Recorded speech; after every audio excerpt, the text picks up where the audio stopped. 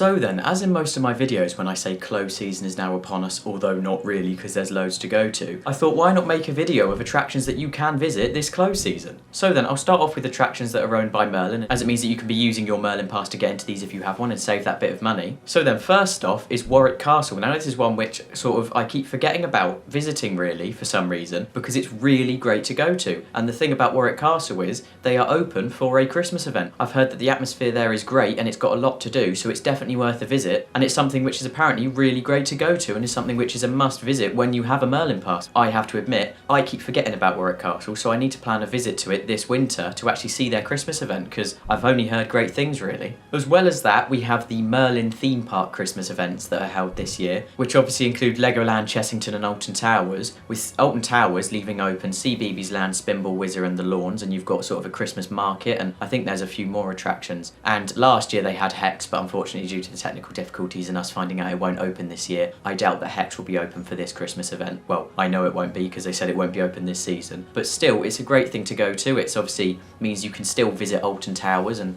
you can still go and see CBeebies Land and go on Spinball, Whizzer, and it means you're still able to go in the park without having to wait until the theme park season next year really. And they also last year had the Lightopia walk, which was fantastic. It was a scenic walk around what is sort of the gardens area of a fixed route with amazing structures and lights and everything, and it was really quite amazing to walk through. It was really good, but I don't know if that's returned this year. I didn't read far enough into that. I didn't see it on the website, but it probably has because it was a key thing for last year's event. But nonetheless, that's a great thing to go to. And Legoland's Christmas event also has a large amount of the attractions open for the Christmas event, which is brilliant to see and is a great park to visit over the Christmas event. It is one that I missed out on last year, but it's one that this year I'm going to make sure to visit because I've heard that it's really great, and it's one which again is included in your Merlin pass, so it's really worth the visit. And as well as that, Chessington is one that I'm definitely visiting this year, and that is because Chessington opens with pretty much the entire ride lineup. Now I know there's a few things closed, mainly water rides and rides that you don't really want to ride in the cold anyway, so it doesn't matter, but the rides that stay open are incredible and include the brand new world for this year, the world of Jumanji, which also includes obviously Mandrill Mayhem, which is brilliant, thinking that you can go on that amazing coaster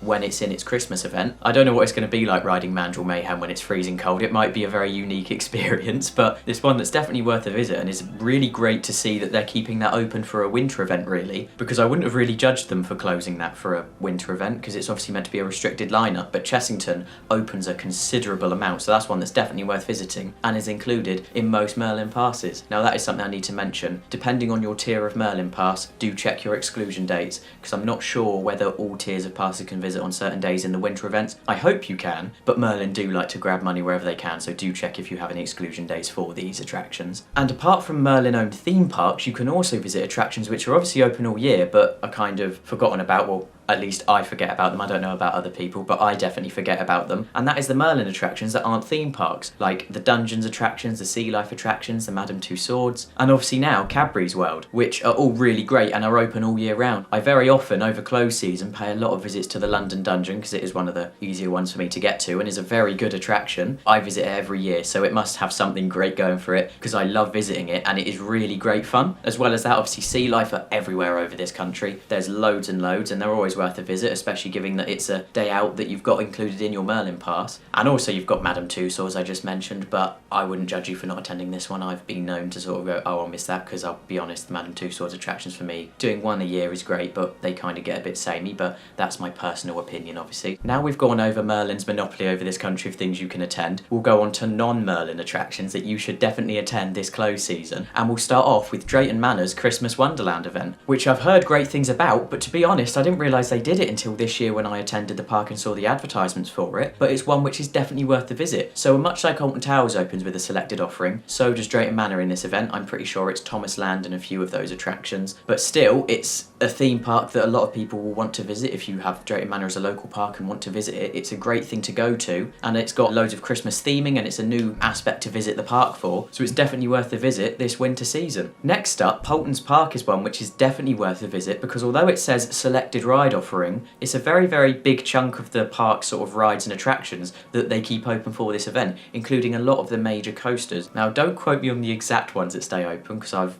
I did take them down and note them, but I've completely forgotten them. But it's a very considerable amount of rides that stay open. On the list where they show, if you go through the website, by the way, it will show you all the attractions open and all the ones that are closed. It's a big chunk that are open and not very many that are closed. So it's definitely worth the visit, and it's one which I haven't ever been to, really. I really should go. I've been to Polton Park when it was its like normal season years ago. It was before Tornado Springs opened. So this is probably the perfect chance for me to actually visit Polton Park. But that is one which is definitely worth going to. It seems great. It's got a large number of the rides still open, including Peppa Pig World for the little kids and everything. And it has a sort of Christmas theme added to it, which looks great, sort of makes it a Christmas wonderland, which makes it a great day out this winter. As well as that, Blackpool Pleasure Beach will also open for its Christmas event. It does also stay open for selected weekends in November, but by the time this goes up, I think it would have closed for those anyway. That's my bad. I should have recorded this one sooner. But it also opens for a Christmas event with a very selected offering. I'm not sure about the exact rides that stay open for this, if any. I didn't check. I probably should have, but I know I saw advertised online that they do a Christmas event. I'm sure it's more of like a Christmas grotto and market, but still, if you want to go to the Blackpool Pleasure Beach to sort of experience a Christmas event, it's one which is definitely worth the visit. As well as that, I also have to mention the Christmas sort of Wonderland events that you will find in many major cities in the UK, including some which I know about is Manchester, York, London and more. I know of those three at least, but there's definitely so many more, all hold like Winter Wonderland events. Now the one I'll go through quickly on this video